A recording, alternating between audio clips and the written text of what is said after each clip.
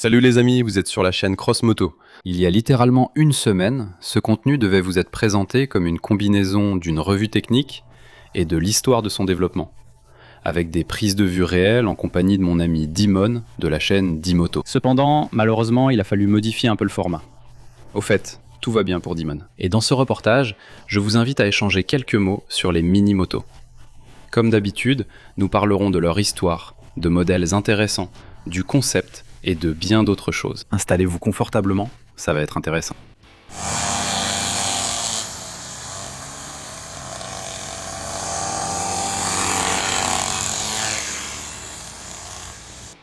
Bon sang, si j'avais eu une telle machine à l'âge de 7 ans, j'en aurais été fou de joie.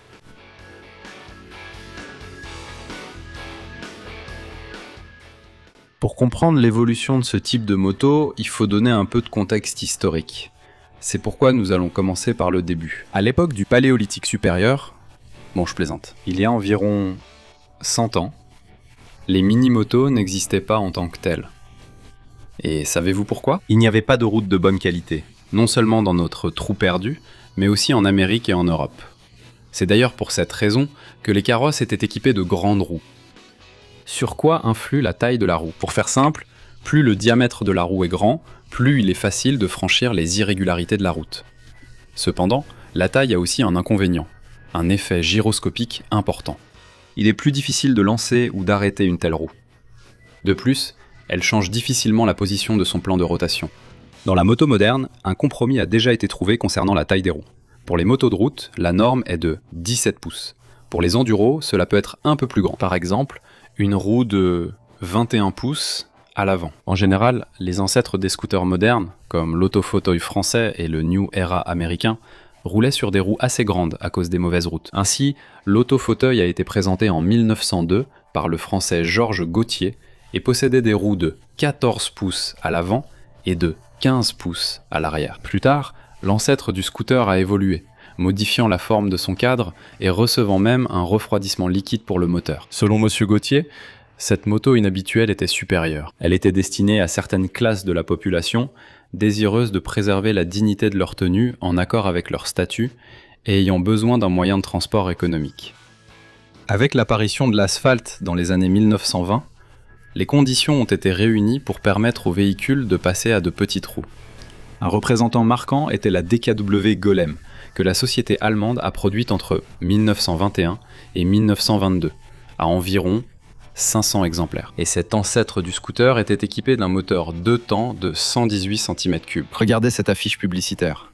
Je conduis d'une main, je fume une cigarette de l'autre, et en général, je roule avec plaisir. Mais il a fallu du temps pour apprécier les avantages des mini-motos, et elles ont été reconnues par les militaires pendant la Seconde Guerre mondiale. Les parachutistes britanniques avaient besoin d'une mini-moto pour accomplir diverses missions derrière les lignes ennemies. La société britannique Excelsior a fabriqué pour ses besoins une mini-moto appelée Wellbike. L'appareil, qui pesait 32 kg, tenait dans un conteneur standard de parachutage. Les Italiens et les Américains ont également travaillé sur des appareils similaires, mais seul le Wellbike a été produit en quantité significative. Après la guerre, la licence de production du Wellbike a été rachetée par la société Brookhouse Engineering. Ces ingénieurs l'ont modifié pour un usage civil, en ajoutant des équipements d'éclairage, des garde-boue et des suspensions. La vente de l'appareil a été lancée sous le nom de Corgi. En 6 ans, 70 000 exemplaires ont été produits. De plus, ces petits modèles étaient même importés aux États-Unis sous le nom d'Indian Papoose. Passons de l'autre côté de l'Atlantique. Aux États-Unis, la société Powell, qui avait maîtrisé la production de scooters en 1939, a présenté un an plus tard le modèle AB8 dans le style Harley-Davidson, avec des roues de 4 sur 8 pouces et un moteur monocylindre de sa propre conception. Les frères Pale Powell ont abordé la conception du moteur avec une certaine originalité. Ils ont pris les pièces les plus importantes, pistons, bielles, soupapes, etc., du moteur Ford V8 populaire. Le moteur d'une cylindrée de 344 cm3 développait une puissance de 5 chevaux. Après la guerre, Powell a produit un modèle amélioré, le P81, avec des roues de 12 pouces en 2 versions. La Deluxe de 394 cm3 avec 8 chevaux et la Spéciale de 426 cm3 avec 10 chevaux. Déjà dans les années 30, l'ingénieur américain Howard Forrest s'est passionné pour les courses de midget car, pour lesquels il construisait lui-même de petits moteurs 4 cylindres d'une cylindrée de 311 cm3. L'un de ces petits moteurs, il l'a installé sur le châssis d'un scooter Motorglide, puis il a fabriqué pour celui-ci un cadre de sa propre conception. Howard travaillait pour la société Gladden Products et utilisait cet engin pour se rendre au travail. Ce fait a incité le propriétaire de l'entreprise, John Gladden, à se lancer dans la production de mini-motos. Les premières séries de motos, appelées Mustang Colt, étaient équipées de roues de 8 pouces et de moteurs anglais Villiers de 122 cm3. Et en 1947, un modèle plus perfectionné est apparu, doté de roues de 12 pouces et, pour la première fois dans l'industrie américaine, d'une fourche télescopique à l'avant et d'un moteur à soupape latérale à 4 temps. Bumblebee, 317 cm3, 9 chevaux et demi. Avec le temps, la puissance est montée jusqu'à 12 chevaux. Et la machine elle-même est restée sur la chaîne de montage jusqu'en 1966. Le Mustang compte plusieurs réalisations étonnantes à son actif. Dick Miller a fait le tour du monde sur cette mini-moto en 1954. Wal Fulton, sur une version modifiée, a atteint la vitesse record de 160,9 km/h. L'équipe d'usine a eu tellement de succès en compétition que Harley-Davidson et Triumph ont réussi en 1953 à faire interdire la participation aux courses des machines équipées de roues de moins de 16 pouces. Inspirée par le succès du Mustang, la société américaine Cushman, alors le plus grand fabricant de scooters aux États-Unis, a lancé sur le marché en 1949 le modèle Eagle.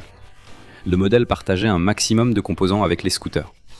En 1959, la société a présenté le modèle Super Eagle. La vague suivante d'intérêt pour les mini-motos a été provoquée, curieusement, par les caprices de la mode automobile. Dans les années 50, les voitures particulières étaient équipées d'un coffre arrière proéminent, qui, surtout sur les voitures américaines, devint si grand qu'il incitait à y mettre un 2 roues, juste au cas où. Les premiers à saisir cette nouvelle tendance furent les magazines américains comme Mechanics Illustrated. Ils se sont mis à publier de nombreux articles du genre.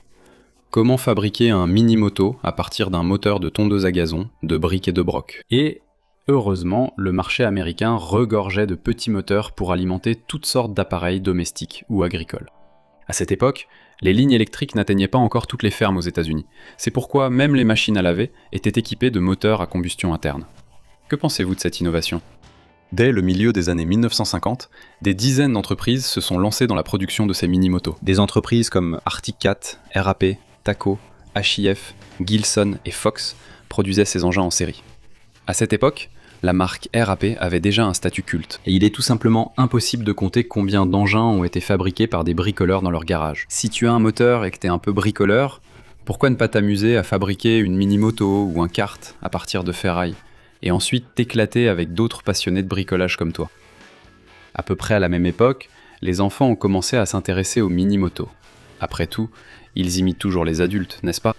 D'ailleurs, quelque chose de similaire se passait aussi au Japon au début des années 50.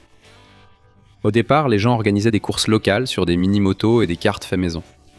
Et sans doute, aucun de ces passionnés à l'époque n'aurait pu imaginer que ces engins évolueraient pour devenir une catégorie distincte de motos. Un peu plus tard, les mini-motos ont commencé à être utilisées par le personnel technique lors des courses de dragster comme moyen de se déplacer plus rapidement le long de la piste et dans les zones techniques. Leur taille miniature permettait aux techniciens de circuler facilement à travers les stands encombrés d'équipements. Une vitesse de 25 à 40 km/h était largement suffisante. C'était de toute façon mieux que de se fatiguer les jambes à 5 km/h. Les motos étaient d'une simplicité extrême. Un cadre, des suspensions rigides, de petits trous et un moteur rudimentaire. Mais cela suffisait amplement. Au début des années 60, les Italiens ont adopté la nouvelle mode américaine. Des entreprises comme Aermacchi, Benelli, Fantic, Garelli, Italjet et bien d'autres se sont lancées dans la production de mini-motos. Les machines italiennes se distinguaient par une conception technique plus raffinée. Des moteurs 2 temps de 50 cm3, des suspensions à ressort, de vrais freins et un équipement électrique. Et surtout, elles se distinguaient par un design exceptionnel. À côté d'eux, les bécanes américaines semblaient être des créations de Frankenstein de garage. L'histoire des mini-motos japonaises de série a commencé différemment. À la fin des années 50, le groupe Honda, à la demande de l'administration du Grand Parc de Tokyo, a fabriqué une série de petites motos équipées de moteurs de 50 cm3 provenant du scooter Super Cube. La machine s'est avérée réussie, et En 1962, une version améliorée appelée Honda Monkey a été lancée en série. D'autres entreprises japonaises ont suivi l'exemple du premier fabricant de motos. Mais c'est Honda qui donnera le ton, en lançant sur le marché une nouvelle famille de mini-motos à quelques années d'intervalle. Dux, Gorilla, Ride and Play, Motra, et ainsi de suite. Ces spécialistes ont même créé une mini-moto appelée Motocompo pour la mini-voiture Jazz. Sur fond de popularité générale, même en URSS, des développements similaires étaient en cours. À Tula, on travaillait sur une moto avec des roues de 10 pouces, tandis que la Riga Mini était produite en série. L'apogée des mini-motos a eu lieu dans les années 70, et c'est à peu près à cette époque que le sport motocycliste a rajeuni. Pour devenir pilote professionnel, il fallait commencer à s'entraîner dès l'âge de 6 ou 7 ans. C'est pourquoi des mini-motos très spécialisées ont commencé à apparaître. Par exemple pour le motocross pour enfants. Par exemple, les modèles Honda Z50R et Yamaha PW50 sont devenus des mini-motos ludiques pour les tout-petits. Et des entreprises comme Italjet, Lem et d'autres produisaient des machines de compétition tout à fait sérieuses. Les mini-motos sportives sont devenues une catégorie à part entière pour les pilotes adultes, destinées aux compétitions sur les pistes de karting. Privées de boîte de vitesse et de suspension souple, mais équipées de moteurs follement poussés, jusqu'à 17 chevaux, elles ont emmené le sport moto dans une autre dimension. Les pays nordiques ont particulièrement apprécié ce sport. Faire un tour en intérieur sur une si petite machine est un excellent remède contre le manque de motos.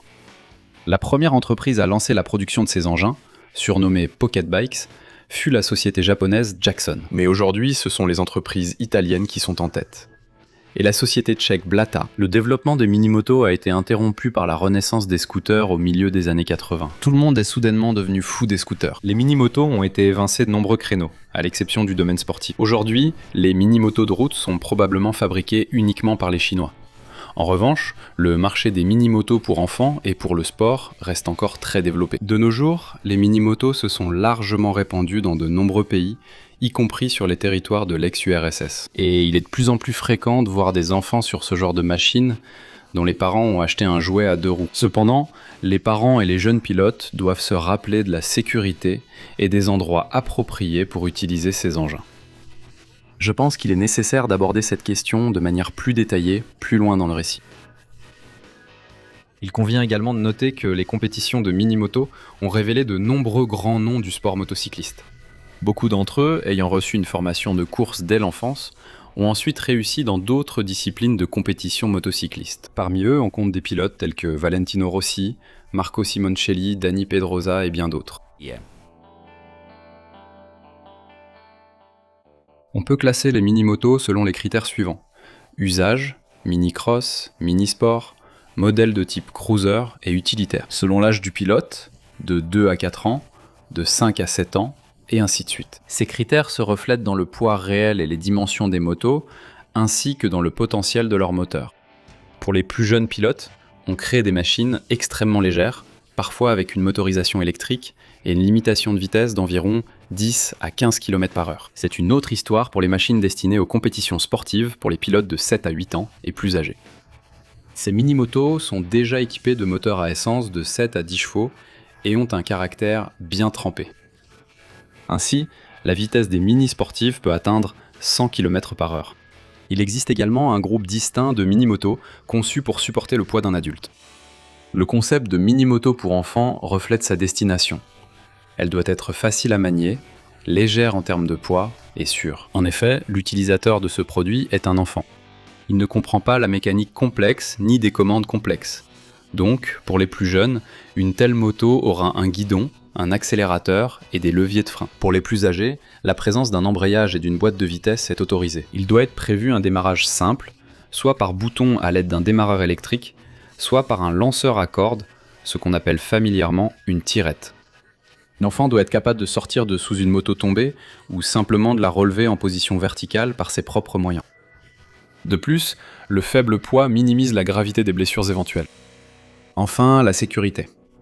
Toutes les pièces mobiles ou chaudes doivent être isolées de tout contact direct. En plus de cela, il faut également penser à une ergonomie qui prévient les blessures, c'est-à-dire l'absence d'angle vif, de saillie, la présence de repose-pieds rabattables en cas de chute, et ainsi de suite. À cet égard, des carters sont installés sur le cylindre, les silencieux et la chaîne, afin d'éviter tout contact possible du jeune utilisateur avec des éléments chauds ou en mouvement. En matière de sécurité, Yamaha est allé le plus loin avec son modèle de mini-moto de cross PW50. Elle utilise une transmission par arbre pour la roue arrière qui est entièrement protégée par un carter rigide. Des dispositifs de sécurité tels que des limiteurs, des télécommandes, l'arrêt automatique du moteur en cas de chute, et ainsi de suite, sont également utilisés. Ainsi, avec le limiteur, vous pouvez régler la vitesse maximale de la moto. Et la télécommande vous permettra d'arrêter le moteur si votre petit décide de partir au loin ou fonce vers un obstacle. Et enfin, parlons un peu de sécurité. J'ai déjà évoqué le concept de mini-moto sécurisée. Maintenant, il faut parler de la sécurité du jeune utilisateur. Par exemple, le garçon que j'ai vu à Kupiansk qui roulait sur une mini-motocross n'avait aucun équipement de protection. Un t-shirt, un short et des tongs. Négliger l'équipement de protection est une décision extrêmement imprudente. Au minimum, il faut acheter un casque et expliquer à l'enfant que porter un pantalon épais, des bottes et une veste réduit considérablement le risque de se râper sur l'asphalte. Idéalement, il faut équiper le pilote d'un équipement complet. Oui, dans un an, il grandira et il faudra acheter un équipement plus grand, mais il s'agit avant tout de la vie et de la santé de votre enfant. Le deuxième aspect de la sécurité concerne les endroits où l'on utilise la mini-moto. L'idéal, c'est un circuit spécialisé, ou, à défaut, un terrain vague. C'est une toute autre histoire sur les routes publiques. Même si vous vivez dans une rue isolée, où les voitures ne passent presque jamais. Le jeune conducteur ne comprend pas encore toutes les subtilités du code de la route. Et en plus, il y a une probabilité non nulle qu'un énergumène passe à toute vitesse dans votre rue, musique à fond, dans une gigouli rabaissée avec l'inscription « My life, my rules ». D'ailleurs, c'est le slogan des voitures américaines à propulsion, au cas où vous ne le sauriez pas. Bref, où je veux en venir, c'est protéger la vie et la santé de vos enfants. Ne lésinez pas sur les moyens pour leur équipement, ni sur votre temps et vos efforts pour leur expliquer les bases de la conduite et les règles de la circulation. Les amis, dans ce reportage, j'ai essayé d'aborder le sujet des mini-motos sous tous les angles. J'espère y être parvenu. Même s'il est possible que j'ai omis certains faits, merci beaucoup pour votre attention. Vous pouvez toujours soutenir la chaîne en vous y abonnant et en partageant la vidéo avec d'autres. Vous pouvez également soutenir la chaîne financièrement en utilisant les coordonnées indiquées dans le commentaire épinglé. C'était la chaîne Cross Moto, à bientôt!